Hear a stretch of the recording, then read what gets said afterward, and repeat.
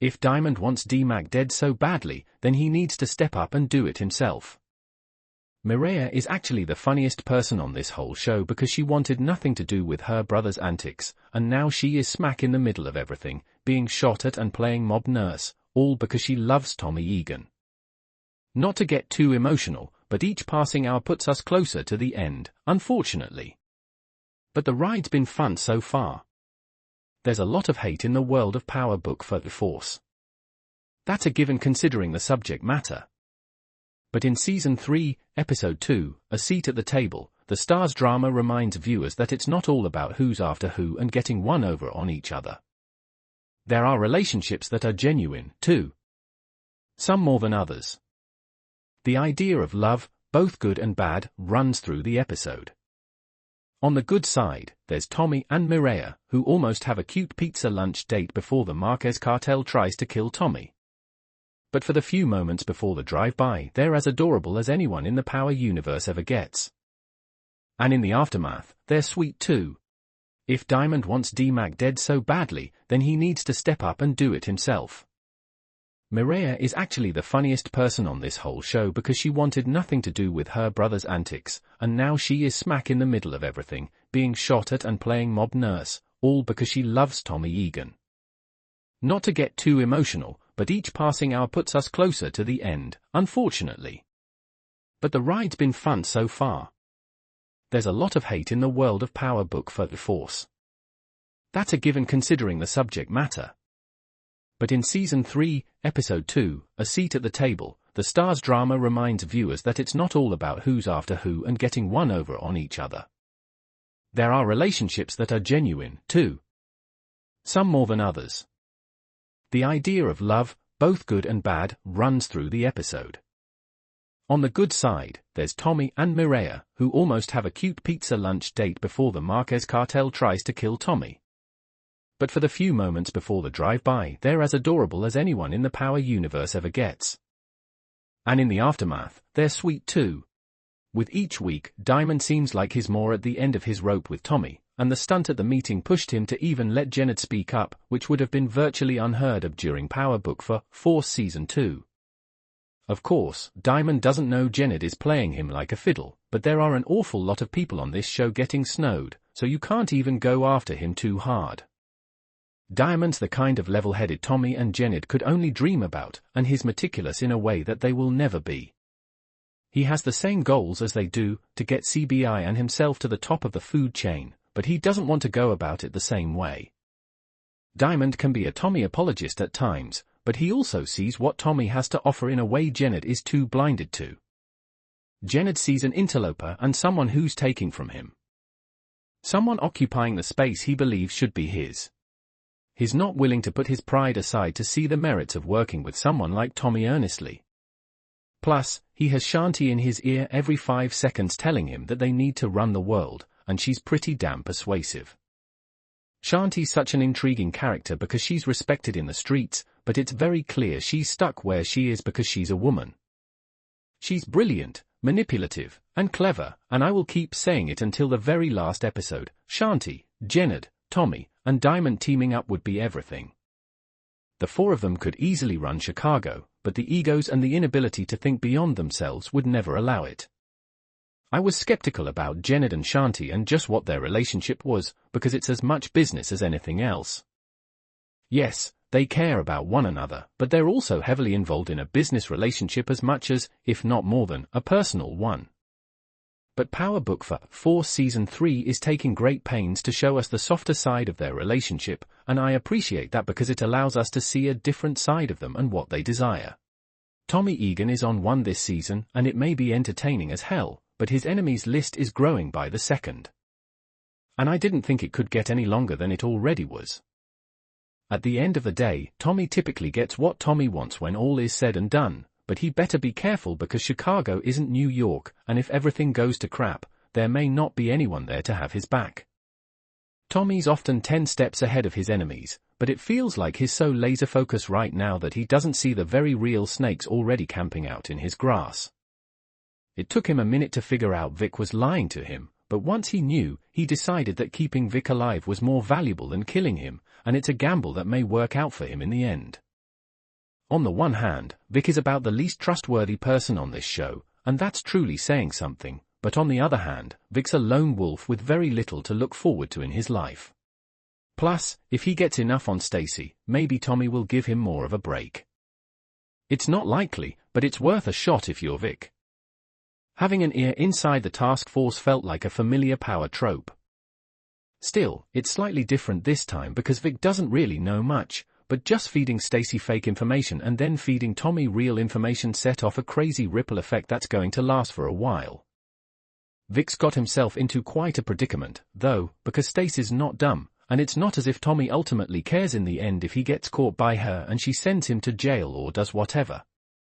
He'll use Vic for as long as he can and then discard him when he's no longer useful. And for that reason alone, you'd think that would make Vic want to sabotage Tommy in some way, but we've seen how Tommy versus Vic has historically gone, and so has Vic. Well, that's not actually fair, when that marriage between Stacy and Bobby was pretty much DOA from the minute it was introduced to us. We don't get a ton of the couple, but when we do, it's evident that Stacy's ambitions and control issues played a significant role in the decline of their marriage. The fact that Bobby was sitting across from her, still wanting to make it work if she would give him an inch, should tell you everything you need to know about that union. Stacy may regret giving up everything for her job, though that ambition will likely take her to the height she aspires to, so she probably won't regret a thing. I'm interested in seeing how Vic infiltrates her life through Ray, what his plan is to get out from under Stacy, and how Tommy uses Stacy's one-track mind to destroy her or get her to work with him. I wouldn't put it past Tommy to find a way to get Stacy, not necessarily on his side, but in a position where helping Tommy helps her. Speaking of Tommy, I am absolutely loving how he, Diamond, and Jenard are all walking these super thin lines around each other, pretending to be on the same page when it couldn't be further from the truth. His flashback appearance in Power Book 2, Ghost made things worse, adding that Ghost's widow Tasha framed Tommy for her husband's murder. If anyone had unfinished business and a reason to keep going, it was Tommy, plus, Joseph Sikora's incredible talent was perfect to build another show around. A spin-off about a protagonist returning to their hometown isn't new, even the Cleveland show did it, but it's the way Sikora plays it that makes Power Book 4 force the follow-up fans deserve. Tommy has always been a live wire, even in his most quiet or vulnerable moments is never quite still. It makes complete sense that he'd take the heavy blows he suffered in Power and use them as fuel to not only start over, but make his own empire where he wouldn't have to rely on anyone or care about losing anyone. Force also gave him a substantive reason to stay in Chicago by revealing his grandmother was still alive and he had an ignored half-brother. This show is Tommy Egan's reckoning, and the fact that Sikora is also a Chicago native adds a neat extra quirk to it. Viewers are now several episodes into the season, and Tommy's battles have fleshed out the character in ways that Power never could. In the original series, though Tommy and Ghost were partners and even operated independently at times, they were always inexorably connected. Power Book 4, Force has made Tommy clearly number one, with all the positives and negatives that entails. The subtle psychological shift of being professionally beholden to no one else has given him an extra edge. There's also no one to check him and he faces the full consequences of his mistakes.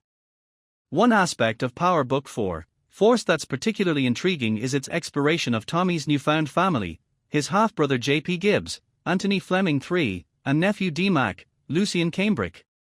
Though D-Mac being J.P.'s son isn't public knowledge yet, it's bound to come out eventually, and J.P. has already told Tommy that he's in a financial bind. Ghost's family was completely caught up in the game, even his true love Angela was a U.S. attorney. JP is trying to stay on the straight and narrow as is Gloria, and D-Mac's not totally in yet. Tommy can have a side of his life that has nothing to do with drugs, giving himself a balance and saving himself from making the mistakes Ghost made by being unable to keep things separated.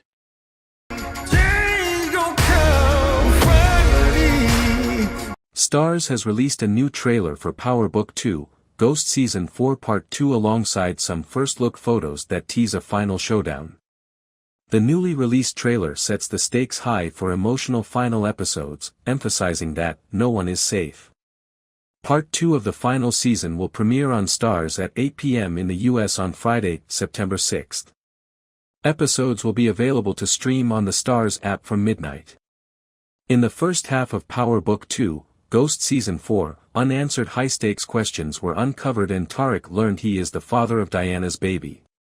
Part 2 will showcase the adage, like father, like son. Tariq finds himself in an eerily similar situation, just like his late father, Ghost, stuck between a rock and a hard place, with the choice to leave the game or take over, reads the official synopsis for Part 2. Entrapped by Detective Carter, the Tejada family realizes their safety is not guaranteed. Monet fiercely fights for her family to become whole again, but is it too late? Noma is working her way to the top of the food chain. Meanwhile, her daughter, Anya, gets too close to the game, forcing Noma to think twice about her actions. Dark clouds forming in the heavens over me, but I say hallelujah anyway. As they held their guns up towards each other, Monet told Tariq that she knew they both had a lot of reasons to want to take each other out, but she had a better idea. She proposed that if he give her kids a pass, she'll give him one too. Monet explained that all she cared about at the moment was making sure her family was safe, especially her grandbaby. Tariq, who is obviously still shell-shocked by the news, lowers his gun before leaving the house. That episode ends with Tariq pulling up to the party/concert Braden put together for No Lie.